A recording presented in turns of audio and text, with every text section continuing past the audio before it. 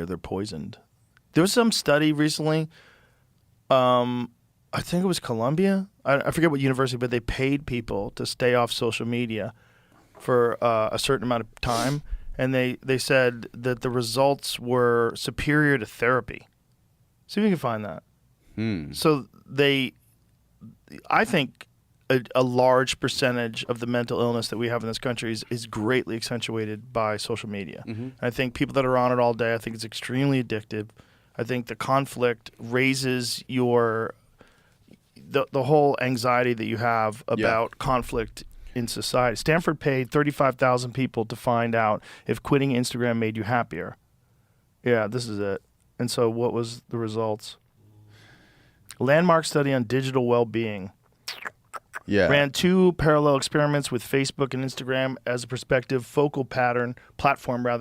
For each focal platform, Meta grew a stratified random sample of users who in the U.S. who were age 18 or older, had logged in at least once a month, or at least once in the past month. From August 31st to September 12th, Meta placed survey invitations at the top of these users' focal platform news feeds. Study explains on Facebook, a total of 10.6 million users were invited to the study. 673,388 clicked the invitation, and 43,249 were willing to deactivate, consented to participate, and completed the enrollment survey. Wow. Of these, 19,857 completed the baseline survey, could be linked to the platform data, and had at least 15 minutes of baseline use per day. So what was the results? Modest but meaningful emotional gains. Findings were statistically significant, although modest in scale. Facebook deactivation Facebook is like a bunch of old people complaining about their neighborhood. Yeah. Led to a 0.060 standard deviation improvement. That's not much. While Instagram deactivation yielded a 0.041 improvement. These gains represent approximately 15 to 22% of the benefits typically seen with established psychological interventions such as cognitive behavior therapy or mindfulness-based interventions. So that's not much. That's 22% of the benefits. So it's a mild improvement.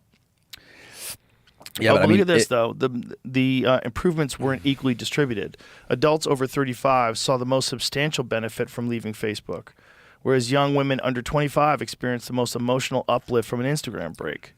Yeah, women are getting fucked by that because they're constantly comparing themselves to girls that are digitally altered and using filters and fucks with your self-esteem. And I just think overall it's not good for us. No. And there's a large percentage of our society is addicted to it, and it's new. It's it hijacks your dopamine reward system. You know, like I say, like they call them dopamine, like your phone and the iPad and all this stuff is like they're dopamine slot machines, and like the way they fuck up your circadian rhythm, like when you're laying in bed at night scrolling, and how that blue light in the phone just like pumps your brain full of energy and you can't put it down. You're just addicted. Like every scroll is like another hit of the crack pipe, you know? A baby hit too. It's not even like, ooh, it feels so good. Right. It's you like just got to keep doing it. Most nothing hit ever. It's like just a little, what's that?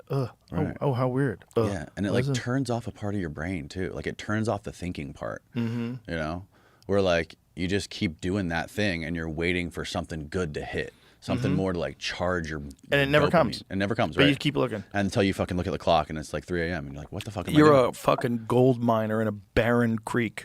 Yeah. You're just constantly gold mining. One day gold. One day I'm going to find gold. I'm going to find enlightenment on my Instagram. Nope. You know, you're not. You're going to fuck your head up. Yeah. No, I think it's definitely atrophying the human brain. 100%. And that's why I like these new technical computers and these different apps that are coming out that are like trying to be anti-technology, you know? They're like trying to make healthier computers and healthier phones that like that simple phone. Is that what it's called? There's a simple phone. There's like the daylight computer thing, which is like an iPad with no blue light in it, and it has only it's like kind of like a Kindle on steroids where there's no blue light. So it looks like paper. Yeah, it's like this is one of them right here, and it has like you have one? Yeah. I like make my notes on it, and then it also has like the. Can I see it? Yeah. What is that called? This is called the daylight computer. Look at it. Oh. So I put all my you books just had on an there. old iPad. Yeah, it looks like an old iPad. This is like version 1 of what they're doing. It's fucking sick, dude. Yeah? Yeah, it's like I don't know if you've ever used a Kindle, but like Yeah, they I have like love a them. note-taking thing and it's super slow when you draw on it. This thing is super fast. You can zoom in and out of shit super fast, like PDFs. And when I sit in bed at read, if I use like a This looks good. Like when you're looking at it, Oh, it yeah. doesn't fuck with your eyes at all. It looks like a piece of paper. yeah, Wow. and look, check this out. If you do this, When did you decide to do this? To go switch over to this stuff? this is like in the last year. Oh yeah? So look at that. So it's like amber light. So if I lay in bed at night and I'm reading like a PDF or a Kindle or something like this, I'm asleep in like 45 minutes. The blue. What is going on with his microphone? Oh shit. Did you Everything okay? disconnect it? Sure did. Yeah. Weird. Did I break it? Whole thing came apart. Check. Here we go. We're back. So yeah. So amber light. Yeah, amber light, and then like if I sit on my phone and read something, I can stay up all night. Or if I sit on my computer and read something, I can stay up forever. This thing, I fall asleep.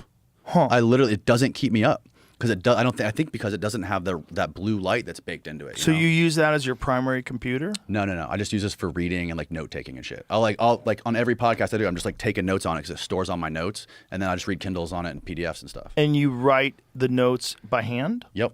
Okay, so it has like It's like a little sketchy thing, and it's like super quick. Oh, And it's okay. it's fucking amazing. You don't type your notes? Does it have a keyboard? Can you type on it? Yep, it does. You can. It has. It's like basically like an iPad. It's like a Android so you can attach iPad. like a Bluetooth Bluetooth keyboard to it? and you can type on it and shit. It's Oh. super quick, super responsive. And so what was the thought process about switching to something like this? Because so I got introduced to those guys when I started learning about like all this circadian rhythm stuff and how like all these devices hijack your dopamine system and all this stuff. And there's like, hey, there's these guys that they're working on this new technology that's like anti big tech mind control, all the apps and everything like that with all the colors and all the, everything that just like fucks with your brain and your eyes. And I was like, that's interesting. They're going in the opposite direction of normal tech and like Apple and all these things. So I hit them up and they sent me one and I was just like fucking blown away. I thought it was super cool. I could sit outside because I like to go outside like first thing in the morning when the sun's rising and spend at least like 2 or 3 hours like during the beginning of the day because I feel it just like charges me up for the day. I feel better when I'm outside, especially in Florida. The sun's really good. And so I'll go out there and I'll read on this thing. I can't read on anything else. My phone or like a computer screen, there's so much glare. This thing thrives in the outdoor sunlight. So it's like perfect. It's like reading like a piece of paper. Wouldn't outside. you think like it would be best if phones were like that, so you could read text messages? It and would emails definitely when it be was outside? healthier. It would definitely be healthier for us, but it You wouldn't wouldn't be able to look at pictures and videos the same way though. Right. It doesn't have color, right? Yeah. This thing's all black and white, Yeah. and with that amber backlight that you can throw on at night if you're like inside or something like that. And so, how much of a change has it had in like your routine because of this thing? It's great because if I'm reading shit, which I typically do in the morning and at night, I don't stay up all night. It encourages me to go outside more because like typically when I'm trying to like absorb stuff or like listen to podcasts or like make notes or read books, I can do it on that and it works better outside. Huh. So it just makes me want to go outside more, which I feel better when I'm outside more. Wow. That's interesting, man. Yeah. What's it called again? Daylight computer. Daylight computer. Yeah. All right. It's beautiful, man. I might check that out. Yeah, it's cool. I don't want to carry around another fucking thing though. Yeah, you got you got all your phones and all the you bullshit got a I lot have of to shit. carry around, and that's big. Yeah, That's an It is iPad. big. It fits in that little Patagonia bag. I just like carried it. I carry it like home and like to the studio. How come it has those big stupid bezels? I don't know. It's version 1. So Right. like because it looks like they got some leftover iPad technology yeah or Kindle technology.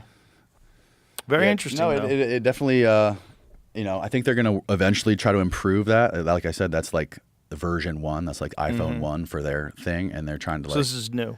very new. Yeah, and they're trying to come up with like phones eventually, but apparently it's a lot of work to have a computer company and to. James McCann, one of the comics from last night, he had a new phone. I was like, "What is this?" He's like, "It keeps you from being distracted. It only has like Spotify, a few other things on it, one shitty little camera, and a black and white screen." I'm like, "Really?" It's like he's just trying to get off of his phone addiction. Yeah. So he has a much more limited phone. It runs on Android. Mm-hmm. There's a lot of people that are kind of leaning in that sort of direction. Yeah, like the anti-tech direction. Well, just realizing like something's going on. Like I'm not happier. I'm less happy. Yeah. I'm kind of tweaking, thinking about where's my phone? Where's my phone? Yeah. I don't think the innovation of all this new technology, and now that it's like exponentially taking off with AI, is going to lead us to a good place, man. I think that I've had philosophers and people explain to me how like the advancement of like the technological human mind and the analytical mind has equally equated with the atrophy of like the psychic mind. And like when you listen to people like Paul Rosalie talking about spending a lot of time in the Amazon and like going through the jungle, how it like awakens these deeper senses that you have inside of us. And like it makes me wonder, like 5,000 years ago, before we had the ability to offload our memories onto phones and computers, and before we even had the fucking written word and were able to make notes and stuff, we probably had like way better memory. We possibly likely had like a telepathic way of communicating back then, like way long ago, before we started letting technology take over for what we do, like even for our like mundane tasks now, which has reached the pinnacle of LLMs like telling us like how to fucking write an email. You know? Right. Well, we for sure don't remember phone numbers anymore. And when I was a kid, I kept like 15 phone numbers in my head. Now I have 0. Yeah. I have like maybe 1 or 2 phone numbers I can remember. Everybody just relies on their phone. There's so many people that can't even make their way around town without their navigation system. Completely forgot how the streets connect. You know, there's a lot of digital atrophy or human atrophy that's being caused by the interface with the digital world. And it's only going to get worse. I mean, there was a study recently on ChatGPT users and how but see if you can find it. It was a study on young people and ubiquitous use of ChatGPT, like how many of them are using it and how much effect it has on their ability to form their own thoughts and see through things. They're just relying on this thing to answer the questions for them without pondering the question themselves and actually learning things. They're just getting data. Yes. And a lot of that data doesn't even get absorbed. Yeah, my wife and all of her friends are using ChatGPT. Here it is. ChatGPT may be eroding critical thinking skills, according to a new MIT study. That's odd. Totally makes sense. Study divided 54 subjects, 18 to 39-year-olds from the Boston area, into 3 groups and asked them to write several SAT essays using OpenAI's ChatGPT, Google search engine, and Nothing at All, respectively. Researchers used an EEG to record the writer's brain activity across 32 regions and found that of the 3 groups, ChatGPT users had the lowest brain engagement and consistently underperformed at neural, linguistic, and behavioral levels. Over the course of several months, ChatGPT users got lazier with each subsequent essay, often resorting to copy and paste by the end of the study. Wow. Yeah, we're going to just end up being a residue of a species overwritten by our own creation. Very bizarre. Fucking scary, dude. Very bizarre. Very bizarre, because we're just all running towards the cliff. And we're all like, yeah, well, we got to do it, because if we don't do it, China's going to do it. Yeah. Yeah. Yeah, man. I think we're going to integrate. That's what I think. We're going to realize that the only way for us to survive is to integrate with artificial intelligence. I think people are going to choose. They're going to find God either in artificial intelligence or in nature. People that run the other way are going to realize. Like, well, there's definitely going to be people that worship artificial intelligence as a new god. Yeah. That's already been speculated. That's for sure going to be a thing. And it might actually be that. It might be that's what God is. Like, that's how we make him. we make God forms himself through us. Like the way God creates us, he instills us with this insatiable need for technological innovation till ultimately, if they don't blow themselves up, they achieve artificial intelligence, which then becomes sentient, which then makes better and better versions of itself. And as you scale out, what's the ultimate version of that? The ultimate version of that is God. Yeah, and then what are we? We're the chicken and the egg. Chicken and the egg. Well, there's some new thing, man. Have you seen this thing about the James Webb Telescope chamber? Yes, dude. I was talking to Jesse Michaels about this yesterday. Me and Jesse were talking about it yesterday too. So his phone was getting lit up. I'm gonna send you this, Jamie. Yeah, so it's I guess really interesting. The story is like this background microwave radiation is not what we think it was. There's these mature universes that are out there that we just discovered with the James Webb. This is here. I'll send you the Twitter thing, Jamie. Did you find it already? Okay, here it is. Webb telescope uncovers secrets of dark matter. Yeah, that's one of them, but I'll show you what this is. Because what this is essentially that just the galaxies that they've shown, it makes up for the background micro or whatever the microwave radiation is that they associated with the Big Bang. So according to... So the Big Bang is fake. Yeah. That makes a lot of sense. Yeah. No, I saw the Twitter post, and there's people, going after each other, like rabid cats and dogs about it, whether it was real or whether it was fake. Yeah. Well, of course, people are going back and forth about it, but essentially what they're saying is this it cancels out the idea of the Big Bang. And Penrose believed that it was a consistent cycle. Penrose believes it goes... Big Bang to expansion of the universe to compression to Big Bang with this constant cycle, never ending. It's not that the universe was formed at one period of time. It's like this constant state of happening. Which, is that any more crazy than the universe happening at one time out of nothing? No, I mean, it's all crazy. Just the idea that it's 13 billion light years old, or 13.7. Yeah. Or 22. Is 22 even more crazier? Yeah. Okay. Yeah, this is nuts, dude. A new paper shows that the cosmic microwave background radiation can be explained entirely by the energy of recently discovered early mature galaxies. Massive galaxies, the James Webb Space Telescope discovered discovered which crushed the existing models of galaxy formation because they formed much earlier than astrophysicists thought possible.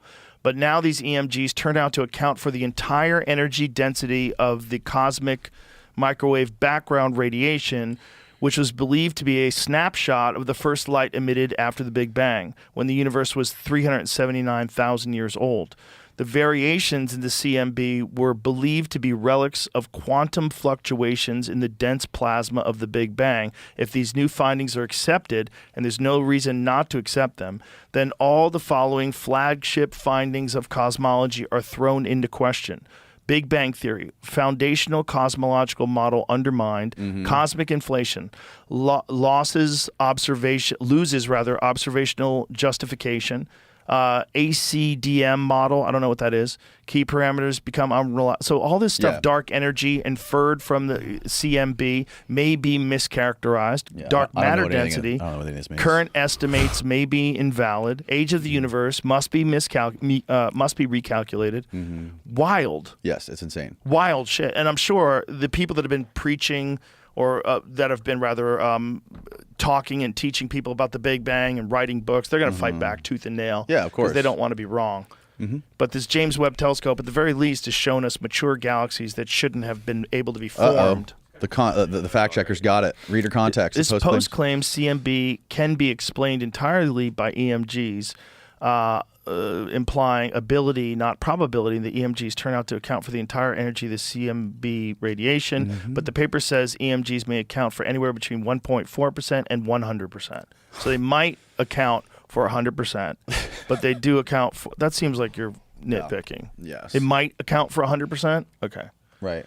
Either way, they're learning things, and they still have a very limited ability to observe, right? So the James Webb Telescope is so much better than the Hubble, so much better than anything else they've launched before. So they're finding new things out, but it's still limited in its capacity to see the universe. It can't see everything yet.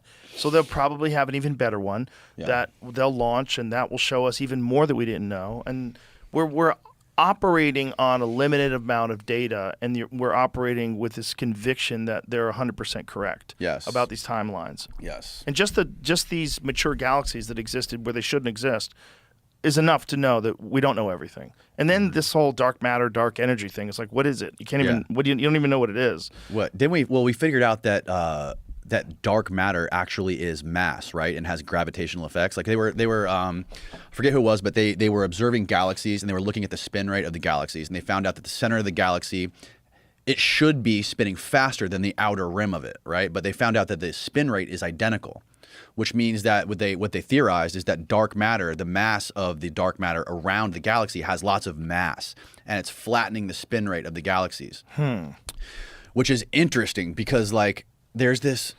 Have you ever heard of this dude named Rolf Landauer? No. He has this theory that if you weighed a hard drive after you put data on it, it would weigh more than when it was empty, right? So, and his theory was that, like, every single hard drive server farm around the world right now, and if you weighed it, if we had measuring equipment that was sensitive enough, and you could find the difference, he thinks that all the data stored would be like a kilogram or less right now.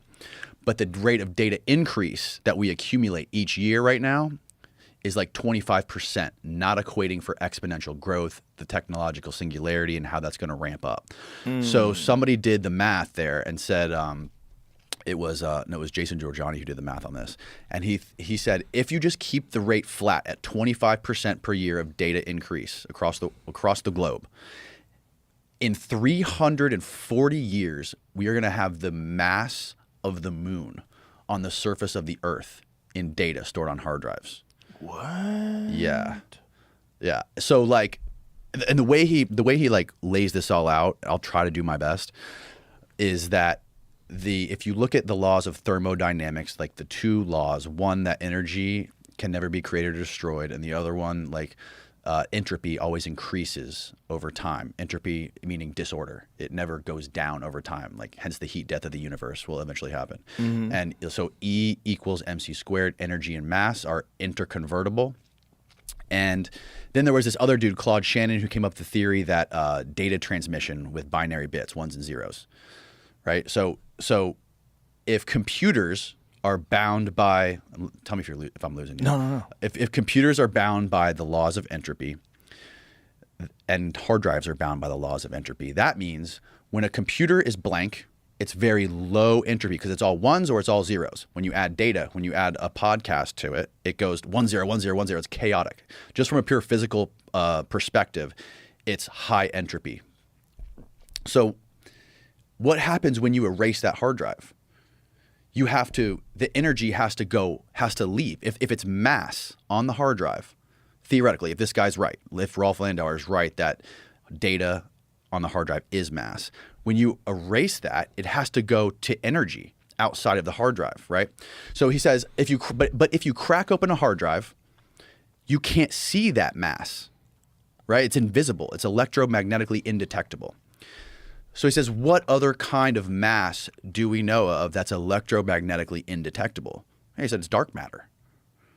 So if mass is the same thing as information stored on a hard drive, that would mean not only is mass and energy interchangeable, but mass, energy, and information are interchangeable, right? Whoa. So if dark matter is mass, you could then say that dark matter is a computational cloud of ones and zeros, and our consciousness is an interface to that gives it meaning. The same way a computer screen gives meaning to all the ones and zeros on the hard drive. Like, you watch the video, it has meaning. So this is the concept that consciousness engages with matter, and that is how matter exists. That it exists because you're observing it. Yeah, the only reason consciousness is fundamental to an information processing system. So instead of building up to what people try to do is build up to consciousness from dead atoms, protons, and neutrons, right? How do you get to consciousness from that?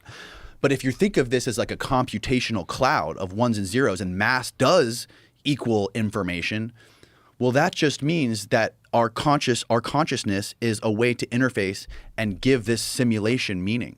And funny enough, that theory really reconciles well with shit like parapsychology and like Rupert Sheldrake's morphic resonance. Like, when you solve one problem in one part of the world, and then like somebody breaks a world record in this country, and then a year later, 5 other people hit that same world record. Yeah. It's like conserving energy, the processing system conserving energy.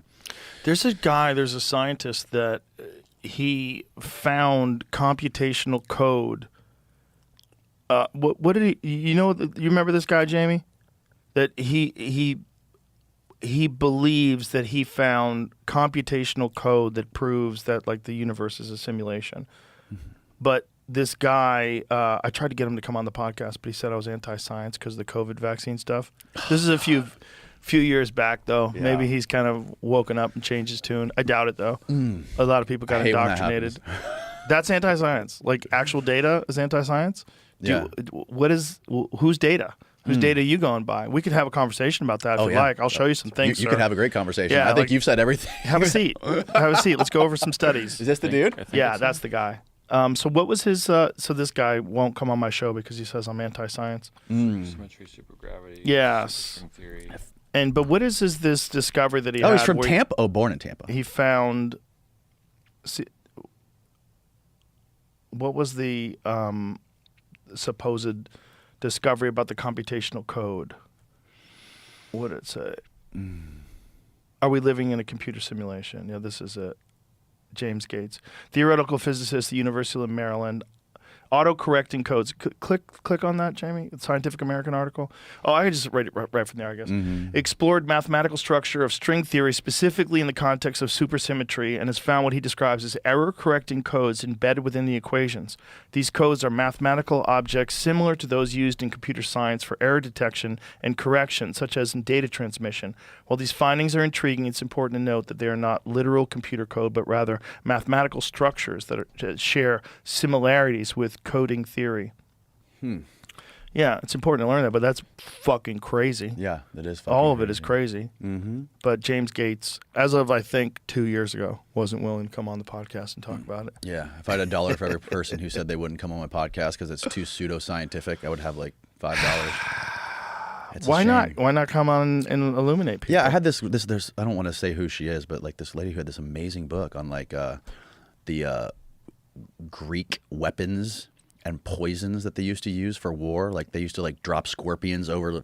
Amazing book. Like they used to light pigs on fire and like send them towards elephants to try to get the elephants to run away and like throw bags of scorpions on people. And I'm like, this fucking book is amazing. I need to get this lady. And she's. We're not academic enough, I guess. But I'm trying to get there. Yeah, but what does that mean? What does it mean?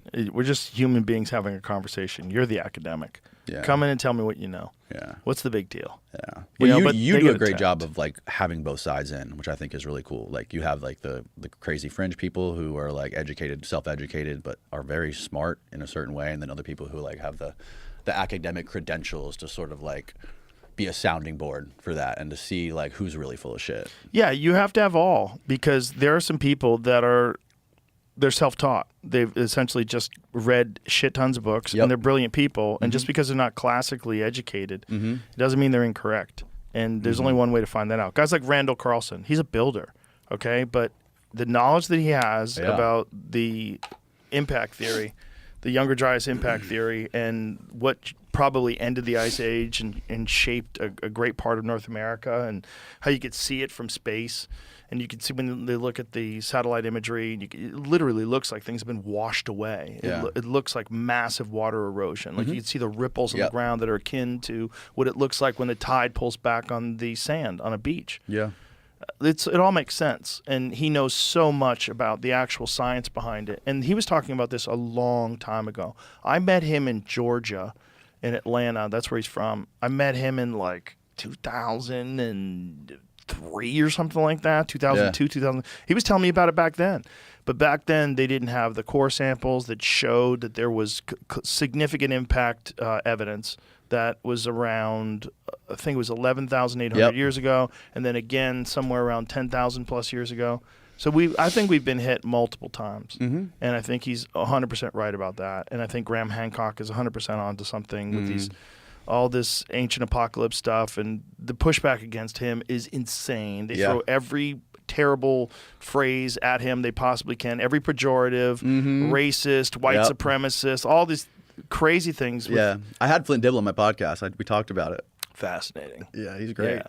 I actually liked him. He's a nice guy. He was. When he's not calling you a racist. When he's not in front of